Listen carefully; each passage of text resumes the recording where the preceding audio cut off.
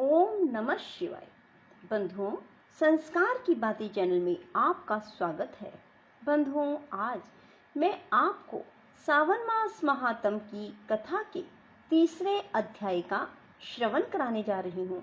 बंधुओं, कथा श्रवण करते समय मन में ओम नमः शिवाय का जाप करते रहें और साथ ही भगवान शिव का ध्यान करते रहें। बंधुओं, यदि आप सावन मास महात्म की कथा को सुनते हैं तो भगवान शिव शंकर भोलेनाथ आपकी हर मनोकामना शीघ्र पूरी करेंगे। बंधुओं, आप सभी जानते हैं भोलेनाथ सचमुच में भोले हैं, जो अपने भक्तों के द्वारा थोड़ी सी पूजा आराधना किए जाने पर भी प्रसन्न होकर उनकी मनोवांछित इच्छाएं पूरी कर देते हैं। बंधुओं, यदि आपने हमारे YouTube चैनल संस्कार की बातें अब तक सब्सक्राइब नहीं किया तो जरूर करें और बेल आइकन दबाना ना भूलें, ताकि आपको हमारी आने वाली सभी वीडियोस की जानकारी सबसे पहले हो सके। बंधुओं, वीडियो को पूरी सुनने के बाद कमेंट बॉक्स में हर हर महादेव, हर हर महादेव, हर हर महादेव जरूर लिखें। बोलो शिव शंकर भोलेनाथ की जय हो। भगवान शिव के शब्दों को सुनकर सनत कुमार जी बोले, हे भगवान, आपने व्रत समूह का उद्देश्य कहा, इससे मेरी तृप्ति नहीं हुई, अतः आपसे हाथ जोड़कर निवेदन है कि आप इसे विस्तार पूर्वक कहें। हे देव, आप ऐसा खोल कर समझाएं जिसे सुनकर मैं धन्य हो जाऊं, कृत्य हो जाऊं। इस पर ईश्वर ने सनत कुमार जी से कहा, हे योगीश, जो विद्वान श्रावण मास नक्त व्रत कर व्यतीत करता है वह 12 मासों में इस नक्त व्रत का फल भोगता है। दिवस की समाप्ति के 3 घड़ी पूर्व रात्रि भोजन नक्त व्रत के नाम से जाना जाता है। इस नक्त व्रत में सूर्यास्त के पहले 3 घंटे के समय को त्याग कर अवशिष्ट समझ लिया है। सूर्यास्त के पहले के 3 घंटों को संध्या काल कहा है। आहार, मैथुन, निद्रा, स्वाध्याय, इन 4 कार्यों को सायंकाल में बिल्कुल नहीं करना चाहिए। अब मैं गृहस्थ और सन्यासी के भेद से 2 प्रकार के नक्त भोजन की अवस्था आपसे कहता हूँ, ध्यान पूर्वक सुनिए।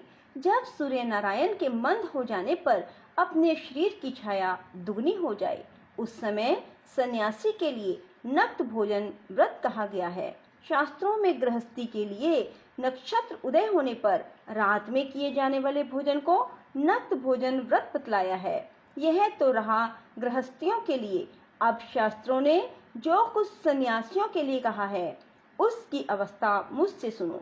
रात्रि काल में निषिद्ध हो जाने से दिन के अष्टम भाग में भोजन का विधान है। गृहस्थियों को विधि द्वारा रात में नक्त व्रत करना चाहिए।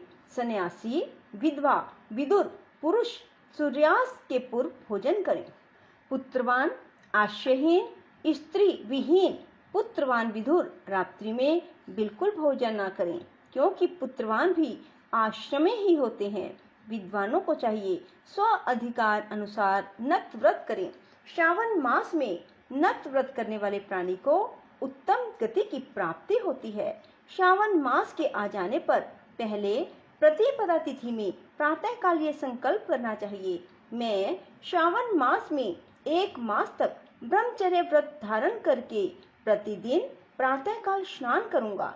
नक्त व्रत, रात्रि शयन, प्राणियों के साथ दया का व्यवहार करूंगा। प्रभु, यदि मैं इस व्रत के आरंभ होने के पश्चात और इसकी समाप्ति से पूर्व मर गया तो हे दीनानाथ जगतपते, उस समय आपके प्रसाद से मेरा यह व्रत परिपूर्ण हो।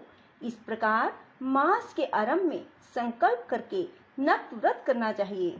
भगवान शिव ने कहा, इस प्रकार नक्त व्रत करता हुआ व्यक्ति मुझे अति प्रिय हो जाता है। अति रुद्र से ब्राह्मण द्वारा या स्वयं रुद्र का 1 मास तक जो अभिषेक करता है, हे ब्राह्मण, उस पर मैं अत्यधिक प्रसन्न होता हूँ, क्योंकि जैसा कि आप जानते ही हैं मुझे जलधारा अति प्रिय है। या रुद्र का हवन करें, क्योंकि वह मुझ में प्रीति वाला है। इस मास जो प्राणी अधिक स्वादिष्ट भोजन या उपयोग की जो वस्तु हो उसे संकल्प द्वारा ब्राह्मण को देकर उसका त्याग करे, वह मुझे बहुत प्रिय है। हे ऋषिराज, अब मैं तुमसे उत्तम लक्ष्य पूजा की विधि कहता हूँ, सुनो।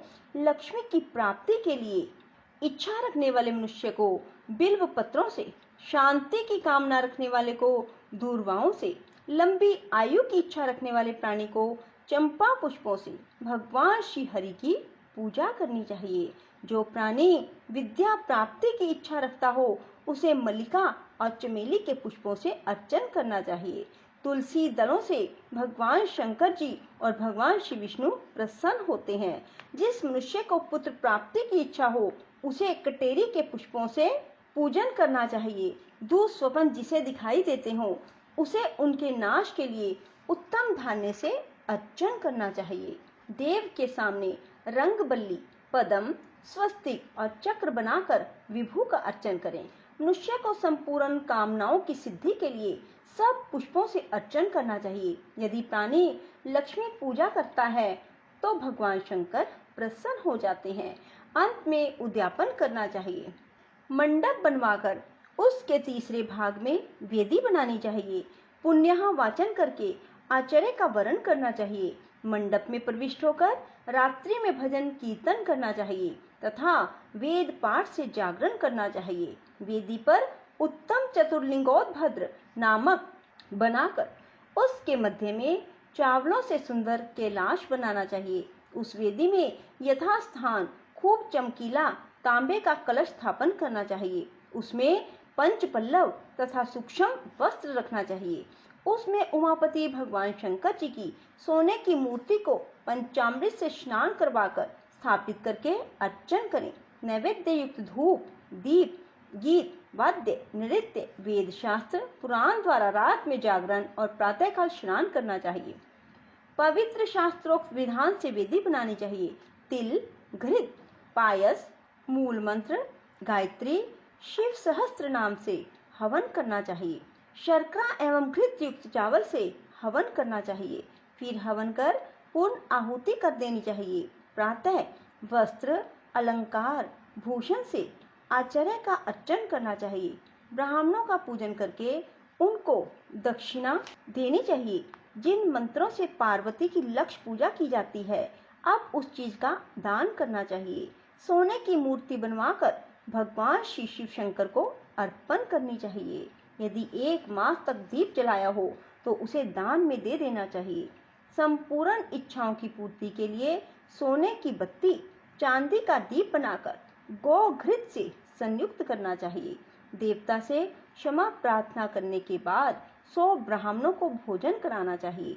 हे मुनिश्रेष्ठ, इस प्रकार जो मेरा पूजन करता है उस पर मैं अति प्रसन्न होता हूँ।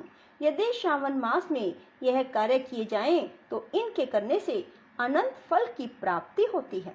यदि इस मास में अपने किसी प्यारी चीज का त्याग करके वह चीज मुझे अर्पण की जाती है तो मुझसे उसका फल सुनो। यही लोक और परलोक में यह वस्तु लाख गुना अधिक प्राप्त होती है। फल की इच्छा त्याग करने पर यह फल होता है। निष्काम करने पर उत्तम गति की प्राप्ति होती है। जो मेरा भक्त रुद्री पाठ करता है वह प्रति अक्षर करोड़ वर्ष तक रुद्र लोक में जाकर निवास करता है। पंचामृत के अभिषेक से मोक्ष प्राप्त करता है। अब श्रावण मास में भूमि पर सोने वाले को क्या फल मिलता है?